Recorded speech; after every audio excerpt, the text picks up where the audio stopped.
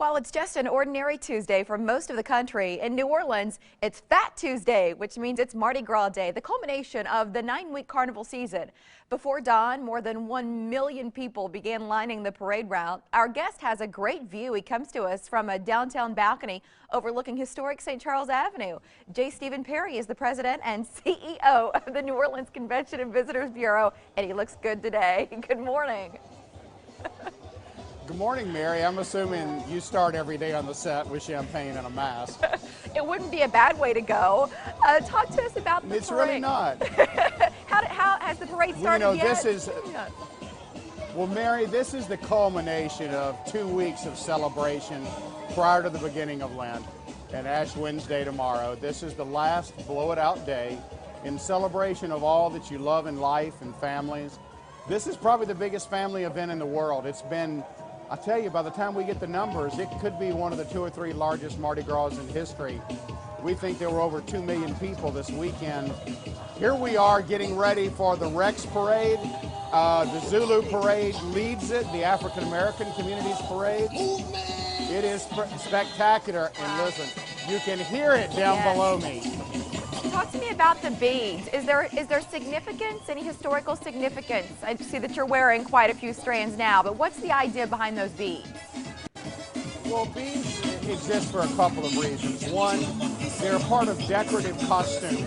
When Mardi Gras began more than a century and a half ago, it was a party and celebration in which people wore masks. Part of it was to disguise your identity, as you were able to do all of those things that you might not do on a normal day in anticipation in this Catholic area of Lent beginning. So beads are a part of the costuming. Coming below me right now, if you talk about costumes, Mary, you can hear a little bit of them, I'm assuming, on the ambient sound. Yeah, we're hearing a lot of it sounds exciting. I wish we could see all of those entries in the parade. Why does Mardi Gras fall on different dates every year? Could you explain that? Sure. Well, Mardi Gras is part of the Christian Easter and Lenten calendar. Mardi Gras Fat Tuesday is the last day before Ash Wednesday every year. So as you set the 40 days from Ash Wednesday to Easter, that falls, as we know, it rotates quite a good bit over about a 7-week span. So we have Mardi Gras as early as the beginning of February and then as late as the 2nd or so week of March. This is actually a little bit later one for us this year. And very oddly, a day and a half ago, and I know this will appeal to the folks in Omaha, for Endymion Parade Saturday night, it was 81 degrees. And so, unfortunately, some of your cooler weather has come through overnight, so we've had to put on a little bit of a sweater this morning. Well, we're sorry for you, but it does make us feel better around these parts that others aren't as comfortable as they'd like to be.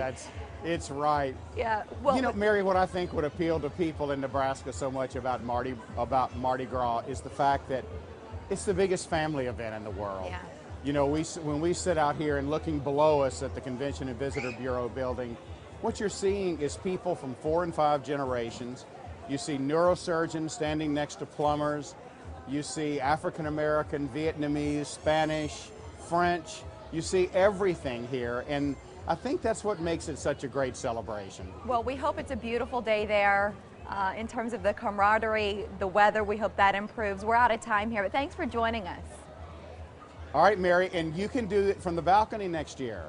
Okay, sounds good. All right, that's a deal. I'll be right there with you. Thank you. Okay, Mary, take care. You too, Mike.